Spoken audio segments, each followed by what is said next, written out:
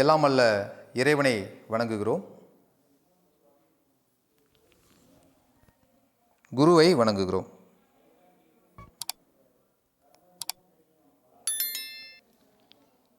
மூன்று முறை ஓம்காரம்.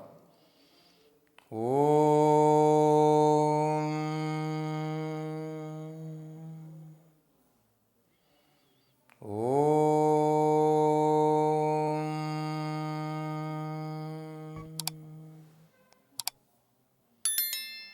ஓம்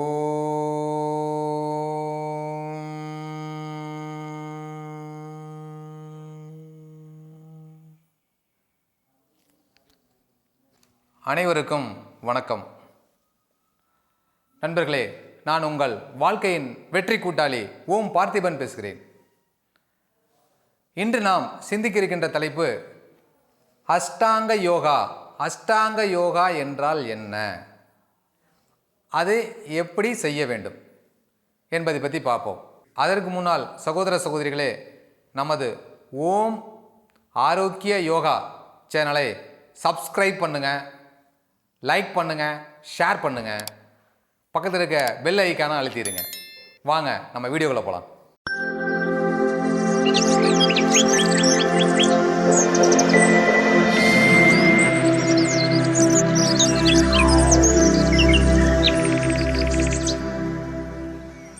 இன்றைய சிந்திக்க இருக்கிற தலைப்பு அஷ்டாங்க யோகா என்றால் என்ன. அஷ்டாங்க யோகத்தை பற்றி பார்ப்போம். அஷ்டாங்க அப்படின்னா பார்த்தீங்கன்னா, அஷ்டனா 8, அங்கனா உறுப்பு. இந்த யோகாவில் பதஞ்சலி யோக முனிவர் திருமந்திரத்தில் திருமூலர் கொடுத்துருக்கக்கூடிய அந்த அஷ்டாங்க யோகா அப்படிங்கிறதுல 8 அங்கங்களான பாகங்களாக பிரிக்கப்பட்டிருக்கிறது. யோகா என்பது 8 பாகங்களாக பிரிக்கப்பட்டிருக்கிறது. அந்த 8 பாகங்கள் என்னென்ன, அதை எப்படி கடைப்பிடிக்கணும்னு நம்ம பார்க்கலாம். 8 பாகங்கள் என்னென்னு பார்த்தீங்கன்னா, ஃபஸ்ட்டு இயமம், 2வது நியமம், 3வது ஆசனம், 4வது பிராணாயாமா, 5வது பிரத்யங்காரா, 6வது தாரணை, 7வது தியானம், 8வது சமாதி. இதுதான் 8 அங்கங்களாக அஷ்டாங்க யோகா என்று சொல்லப்படக்கூடிய 8 அங்கங்கள். இதுதான் இந்த 8 அங்கங்களாக இருக்கக்கூடிய ஒன்றையும் பற்றி நாம் கொஞ்சம் விரிவாக பார்க்கலாம். 1 இயமம். இயமம்னா என்ன தெரியுங்களா? தீது அகற்றல். அதாவது நம்ம அன்றாட வாழ்க்கையில் கடைப்பிடிக்கக்கூடிய தீயவற்றை நம்மிடமிருந்து நீக்குதல், தீது அகற்றல். இது என்னன்னா, ஒரு 5 வகையான தீது அகற்றலில் நமக்கு சொல்லியிருக்காங்க. பதஞ்சலி முனிவரும் சொல்லியிருக்காரு, திருமூலரும் சொல்லியிருக்காரு. அது என்னென்னு பார்த்துருவோம். ஃபஸ்ட்டு தீது அகற்றல். ஃபஸ்ட்டு பார்த்தீங்கன்னா கொல்லாமை. எந்த உயிரையும் கொல்லக்கூடாது, எந்த உயிரையும் கொன்று அந்த உடலை உணவாக நாம் சாப்பிடக்கூடாது. பார்த்திங்கன்னா இந்த யோகாவில் பார்த்திங்கன்னா ஃபஸ்ட்டு சொல்லக்கூடிய அந்த தீது, நம்ம அது தீதுனே சொல்லிட்டாங்க, தீது அகற்றல் தான் சொல்கிறாங்க. அதில் கொல்லாமை தான் சொல்லியிருக்காங்க. ஆக நாம் எந்த உயிரையும் கொல்லக்கூடாது, உடலாலையும் கொல்லக்கூடாது, மனதாலையும் அதை கொல்லக்கூடாது. கொல்லாமையை கடைபிடிக்க வேண்டும். கொல்லான் புலாலை மறுத்தானை எல்லா உயிரும் கைகூப்பி தொழும் என்று சொல்கிறார் வள்ளுவர். கொல்லாமைன்னு ஒரு அதிகாரமே எழுதியிருக்கார் வள்ளுவர். அதை நீங்கள் படித்து பார்த்தீங்கன்னா தெரியும், திருக்குறளில். ஆக கொல்லாமை கடைபிடிக்க வேண்டும். 2 திருடாமை. திருடாமை கடைபிடிக்கணும். என்னங்க திருடாமைனா என்னங்க அப்படின்னா, எந்த ஒரு அடுத்தவருக்கு உரிமையான, அடுத்தவருக்கு சொந்தமான எந்த ஒரு பொருளையும் நாம் திருடக்கூடாது. எந்த பொருளாலும் திருடக்கூடாது. உள்ளத்தால் உள்ளலும் தீதே பிறன் பொருளை கள்ளத்தால் கல்வமெனல்ங்கிறார் வள்ளுவர். அதாவது மனசால கூட இன்னொருத்தன் பொருளை நான் எடுத்துக்கணும் அப்படின்னு நினைச்சா கூட அது நமக்கு தீமையை தான் தரும் அப்படின்னு சொல்றார் வள்ளுவர். ஆக உள்ளத்தால் உள்ளலும் தீதே பிறன் பொருளை கள்ளத்தால் கல்வமெனல். நாம் திருடக்கூடாது. அடுத்தவருக்கு சொந்தமான எந்த ஒரு பொருளையும் நாம் திருடக்கூடிய எண்ணம் வரவே கூடாது. ஓகே, இது திருடாமை. 3வது பொய்யாமை. பொய்யாமைன்னு என்ன சொல்லுங்கன்னா, பொய் சொல்லாது இருத்தல்.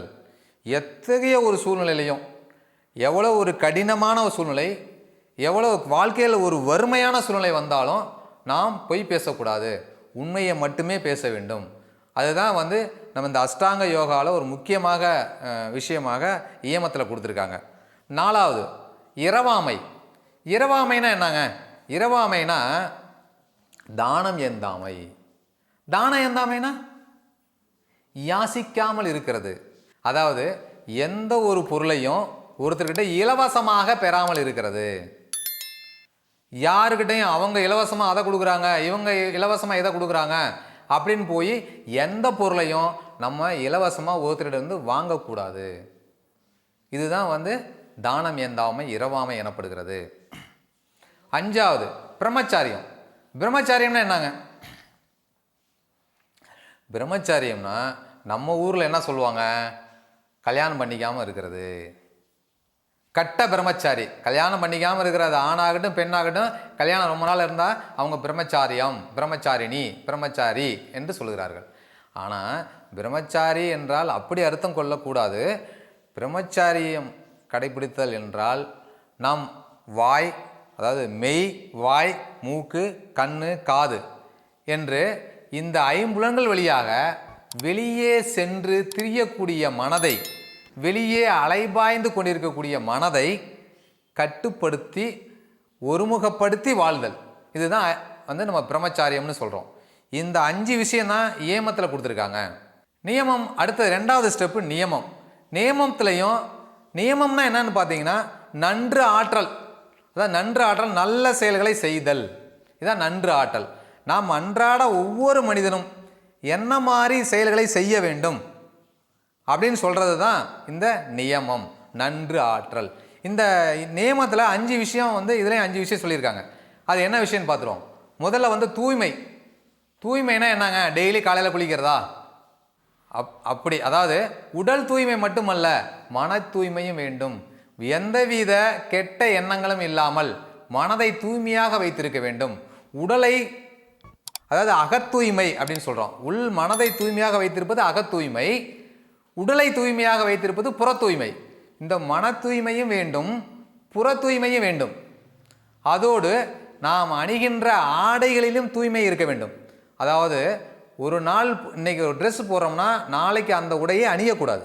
நாளைக்கு துவைச்ச ட்ரெஸ் தான் அணியணும். நாளைக்கு புதிதாக தான் புதிதாக ட்ரெஸ்ஸுக்குன்னா புத்தம் புதுசாக எடுத்து போடுறதில்ல, துவைத்த ட்ரெஸ்ஸை தான் போடணும். இதுதான் உடல் தூய்மை, மன தூய்மை, உடை தூய்மை. உடல் தூய்மை, உள்ள தூய்மை, உடை தூய்மைன்னு சொல்லலாம். இந்த தூய்மைகள்லாம் கடைபிடிக்க வேண்டும். இது தூய்மை. 2வது திருப்தி. திருப்தினா என்னங்க? எந்த ஒரு விஷயத்துலையும் திருப்தி அடையணும். எவ்வளோ கொடுத்தாலும் எனக்கு இன்னும் வேணும், இன்னும் வேணும். திருப்தி அடையாத ஒரு செயல் தான் நம்ம வாழ்க்கையில் துன்பங்களை அதிகப்படுத்தி கொண்டே இருக்கிறது, நம்மளது கஷ்டங்களை அதிகமாக்கி கொண்டே இருக்கிறது. அதனால் எப்பொழுதும் திருப்தி அடைஞ்சிட்டோம்னா சந்தோஷம் அடையலாம். அதை திருப்தி மூலம் திருப்தி அடைந்து மகிழ்ச்சியாக வாழுதல். எப்போதுமே திருப்தி இருக்கணும்.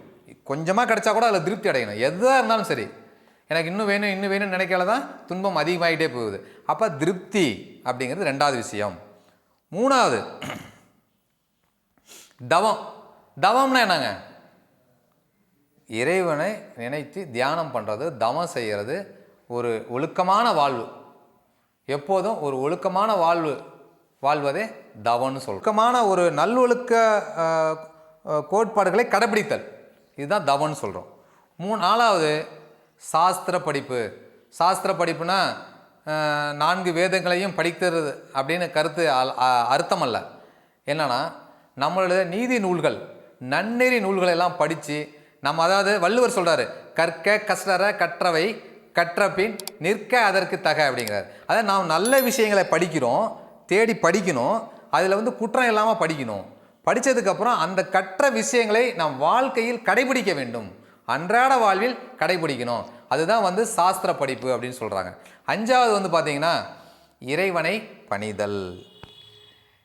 இறைவனை டெய்லி ஒரு குறிப்பிட்ட வேளையில் கடவுளை பிரார்த்திக்க வேண்டும். கடவுளை ஒரு குறிப்பிட்ட நாளில் காலையில் எழுந்திரிச்சு ஒரு குளிச்சுட்டு கடவுளுக்கு ஒரு பூ வச்சுட்டு அவரை பிரார்த்திக்கணும். அவரை நீங்கள் பக்தி செலுத்தணும். அவர் மீது நீங்கள் ஒரு பக்தி பாடல் கூட பாடலாம், இல்லை மனதில் பிரார்த்திக்கலாம். ஒரு குறிப்பிட்ட டெய்லி அன்றாடம் நீங்கள் செய்கிறது, இதுதான் இறைவனை பணிதல் அப்படின்னு சொல்கிறாங்க. இதுதான் நியமம். ஃபஸ்ட்டு நம்ம பண்ணது தீது அகற்றல். அதாவது என்னென்னா, நம்ம அன்றாடம் கடைப்பிடிக்கக்கூடிய வாழ்க்கையில் நம்ம தீய செயல்கள் என்னென்னவோ அதெல்லாம் நீக்குதல், அது இயமம். நாம் என்னென்ன விஷயங்களை கடைபிடிக்க வேண்டும் அன்றாட வாழ்க்கையில் நாம் சில விஷயங்களை அன்றாடம் கடைபிடிக்க வேண்டும். அதுதான் நன்று ஆற்றல் நியமம். ஓகே, இது யோகாவில் வந்து அஷ்டாங்க யோகாவில் ஃபஸ்ட்டு 2 பார்த்தோம். நண்பர்களே, மேலும் யோகா பற்றிய அரிய தகவல்களை தெரிந்து கொள்ள நமது ஓம் ஆரோக்கிய யோகா சேனலை சப்ஸ்கிரைப் பண்ணுங்கள், லைக் பண்ணுங்கள், ஷேர் பண்ணுங்கள், அந்த பக்கத்தில் இருக்க பெல் ஐக்கான அழுத்துங்க. தொடர்ந்து இணைந்திருங்கள் நமது ஓம் ஆரோக்கிய யோகா சேனலோடு. அனைவருக்கும் நன்றிகளும் வாழ்த்துக்களும்.